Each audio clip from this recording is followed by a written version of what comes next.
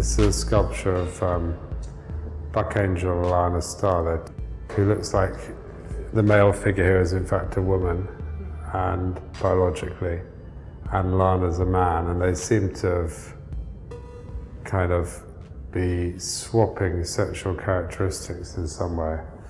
And I think, you know, what's interesting to me is always finding things in reality. I found a picture of Buck on the internet.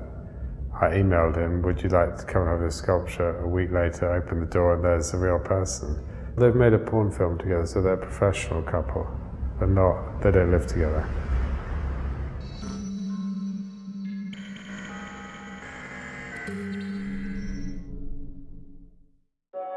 I've just done a whole show about plastic surgery, of which some of the sculptures you can see behind me. The people who've taken charge of their bodies and decided to make the outside fit their inside.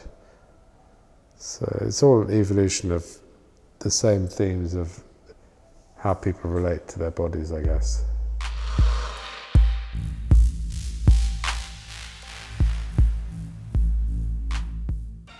These are all the real tattoos that he has, and to me it makes the whole sculpture look like a suit of armour as well. And I think there's that element also that doing this, you're creating a kind of front to face the world with, a sort of a new identity that protects your vulnerable side. I think to me it's a kind of Adam and Eve for the well, not even the 21st century, but some strange futuristic Adam and Eve. It's sort of optimistic in a kind of fucked up way. My mother's an amateur artist and my father's a scientist. I think I just started making art, and I think that once you start making art, after a while you become an artist.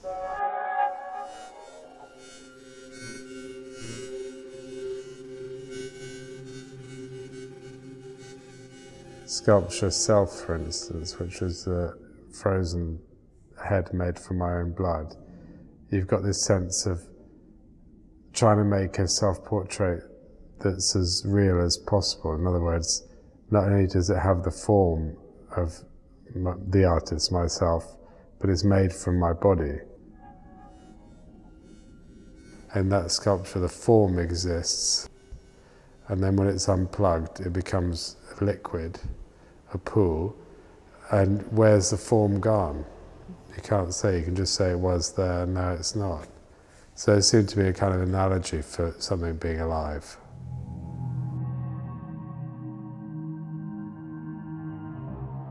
For me, art's a kind of concrete philosophy.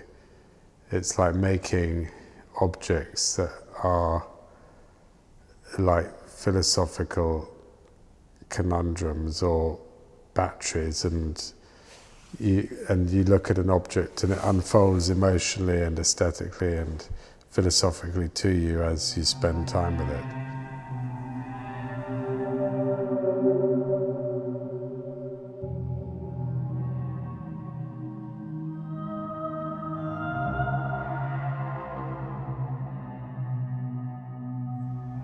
In a way, the sculpture is stripped from the Arkin collection from '96. It's a sculpture about moving on, in a way. It's like a shed skin. I made a cast of myself in plaster and then just kept pouring layers and layers of polyurethane on it. And then I cut the skin apart and took the figure out. So inside that skin is a kind of perfect cast of myself. I mean, it's a beautiful thing. I love that idea of the layers, introducing the idea of time. And when you cut it, you get this thing that looks like marble along the cuts. But also, it's about the sense that, you know, that moving away from a situation, or it's some analogy to being trapped in something and then escaping. So to me, it has a kind of it's about an emotional journey as well as a physical one for the material.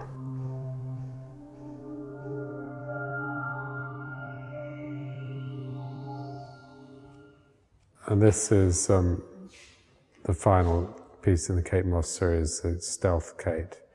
It's a black one. So after doing the sculpture disabled, and what people might have thought was the imperfect body, was to try and go to the other end of the spectrum, which is basically to the abstraction of what is supposedly the perfect human being. So they're more about a collective creation of our collective unconscious than about a real person. Well, I've always got projects and then they become real, so that's what's great about being an artist, is your dreams become real. It's just a question of giving yourself enough time to make sure it's the right dream before you make it real.